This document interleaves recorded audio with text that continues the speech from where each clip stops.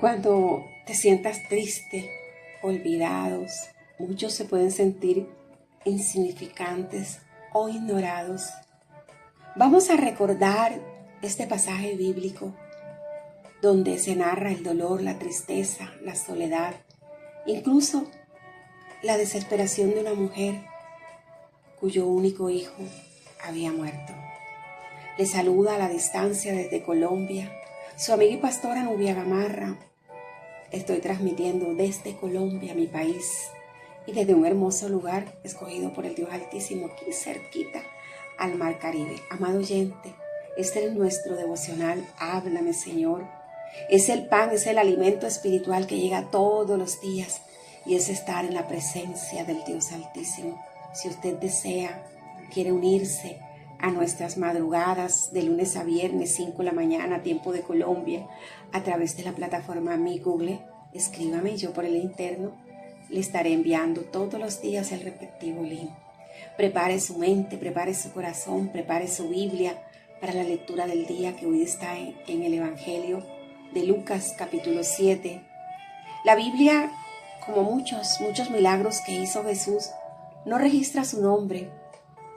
Solo se conoce como la viuda de Naín, el nombre de donde ella pertenecía. Y es Lucas el único que escribe, narra esta historia que a muchos nos conmueve. A mí personalmente me conmueve, siempre me ha conmovido la historia de esta mujer.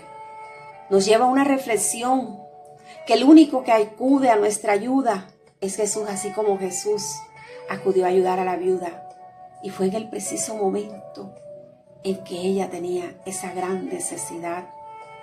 Yo vengo a decirte hoy que así como hizo con ella, así lo hará con cada uno de nosotros. Dice la palabra de Dios en el Evangelio de Lucas que Jesús se detiene ante un cortejo fúnebre y le devuelve la vida a un joven que había muerto. Pero hay mucho más que aprender y reflexionar de esta historia. ¿Por qué Naín, la viuda de Naín? Naín era una pequeña aldea agrícola de gente muy humilde. Incluso estaba tan apartada de las rutas transitadas que nadie pasaba por ahí. Pero solamente Jesús, porque tenía un plan y un propósito, entró por ese único camino a ese pueblo. Se dice que solo habían como 34 casas. Y en esa época las familias eran numerosas. Lucas comienza con el relato señalando que Jesús venía de Capernaum el día antes y allá había sanado al siervo del centurión. Y un día después se encamina a esa aldea, un día caluroso para caminar, pero él iba con un plan y con un propósito y se encontró con ese cortejo doloroso. Lucas no dice qué edad tenía ni cómo se llamaba tampoco el hijo, solamente que era el hijo único de una viuda, de una mujer que también su esposo se había muerto, estaba sin esposo y en ese entonces las viudas quedaban desamparadas. Si habían hijos, ellos se hacían cargo de ellas. No tenía más descendientes que ese hijo que llevaba a Camposanto. Había un grupo, quizás toda la aldea, porque como eran tan pequeñitos, la acompañaba en esa tragedia familiar. Mis amados oyentes, por testimonio propio, porque lo he vivido, lo viví fuerte, lo más duro y fuerte que nos puede suceder a las madres es que se nos muera un hijo. Que tengamos que irlos a sepultar a un campo santo cuando siempre nos acondicionamos que son ellos los que nos llevan a nosotros. Y a esta mujer le sucede algo peor, que era viuda. Tenía dolor por todos lados. Esta mujer tenía dolor espiritual, emocional, físico. Y no solamente eso, sino que también tenía que enfrentar quizás las deudas, el hambre, la ruina. No sabemos en qué estado la dejó el esposo. En el versículo 13 dice: Jesús se compadeció de ella. Quizás esta mujer habría pasado toda la noche llorando, derrumbada, ahí con la cara, con el rostro en el piso de la tierra, suplicando a Dios una respuesta, diciendo: ¿por qué me sucede esto a mí? Y esto fue lo que yo un día le decía a Jesús: ¿por qué me sucede esto a mí? Me vi identificada, me vi ahí, vino una escena parecida a la de esta mujer. Y Jesús, sin temor a nada, porque en ese entonces habían leyes, tocó el féretro y los del cortejo se detuvieron. Entonces, con voz de mando, con voz de trueno, Jesús dio la orden y dijo: joven, a ti te digo, levántate. Y dice la palabra que el joven se incorporó, ese joven que estaba muerto ahí, y comenzó a hablar. Y Jesús se lo entregó a la madre. Qué gozo, qué alegría de esa mujer de volver a escuchar a su hijo, de volverlo a abrazar, de volverte a tener ilusiones, al volver a soñar. Y la multitud también se contagió de ese gozo, de esa alegría, porque todos danzaban, glorificaban a Dios, todos decían: hay un gran profeta se ha levantado entre nosotros. Conclusión de este mensaje: la muerte siempre es dolorosa y muchas veces no la podemos entender, incomprensible. Es una separación muy, pero muy fuerte. Hay una distancia que a veces nos resulta insoportable. Se nos rompe el corazón en 1000 pedazos. Como dije ahorita, no volveremos a escuchar la voz de nuestros hijos, no volveremos a abrazarlos, no volveremos a verlos sonreír.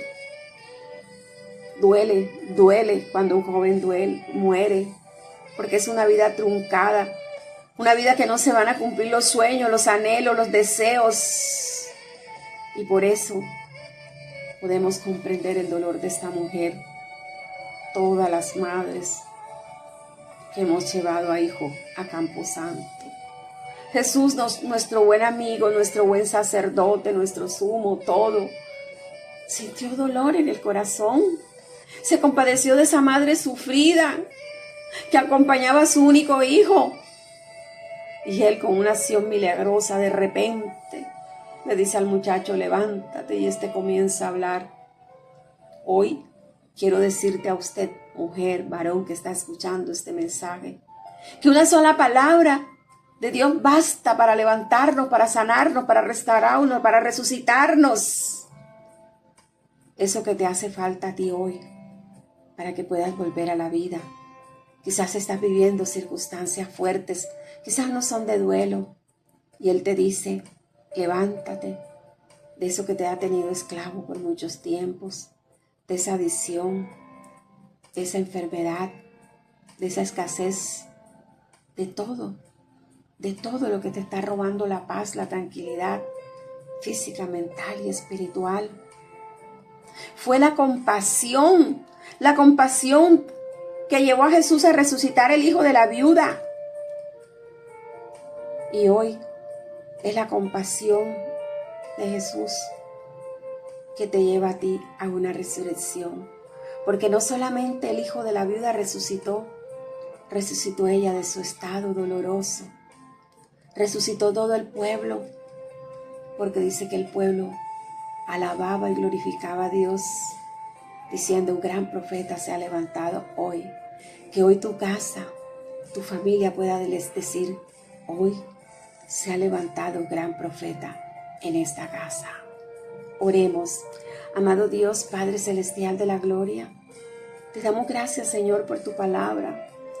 Tu palabra es vida, tu palabra es resurrección, tu palabra es milagro, bondad, ternura. Gracias, Señor. Amén y amén. Amados oyentes, si esta palabra está siendo de bendición a tu vida, compártela. Hay gente que necesita hoy tener una resurrección. Bendigo todas esas manos que se están levantando y se han levantado para sembrar, ofrendar, diezmar a nuestro ministerio. Son ustedes los que nos sostienen. Son ustedes los que, con su apoyo, permiten que este ministerio continúe predicando la palabra de Dios a lo ancho y largo de este mundo. Y usted lo puede hacer con un clic virtual a nuestra cuenta de Nequi, David Plata, nuestra cuenta de ahorro, de vivienda. Oro al Dios Altísimo para que esa semilla que tú estás sembrando en buena tierra traiga una abundante cosecha a tu vida, a tu casa, a tu familia, a tu empresa, a tu negocio. Bueno, amados oyentes, como todos los días, les pido que me lleven en sus oraciones. No me suelten, Dios nos bendiga.